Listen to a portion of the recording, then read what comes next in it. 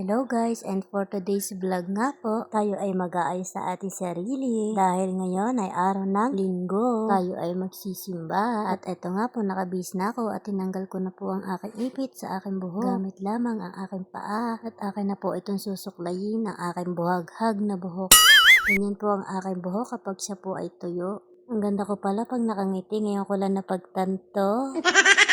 So yan, ganyan po kabuhaghag ang aking buhok pag siya po ay tuyo dahil ako po ay kulot. At lumalabas na nga po ang matagal ko nang tinatago na sumpa. Ayan, kitang-kita na po sa kabilang side ang pagkakulot ng aking buhok. Nagmana sa aking nanay na maganda. Sana all. Ayan, dadako naman po tayo sa pagmekos-mekos na aking kilay. Sabi nga, kilay is life.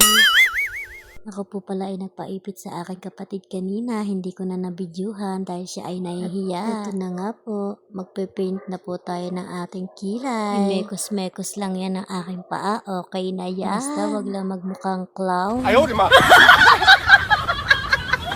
Ayan nga po, tinitingnan kong maigi kung pantay baga ang aking paglagay ng aking kilay. Baka tayo magmukhang clown sa simbahan. Naku po, baka matakot si Father. Walang katapusang pahid sa aking kilay. At dahil nga po hindi tayo marunong magkilay, ay napawakin na lang ako ng nakakaloka. Sabay ngiti ng matamis.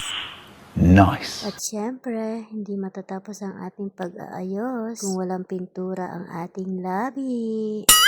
So ayan nga po, imekos-mekos na lang ulit natin ang paglagay ng lip gloss sa aking mga labi. At nang tayo ay matapos na, kunting pahid lang ay okay na yan. Uy, sana all!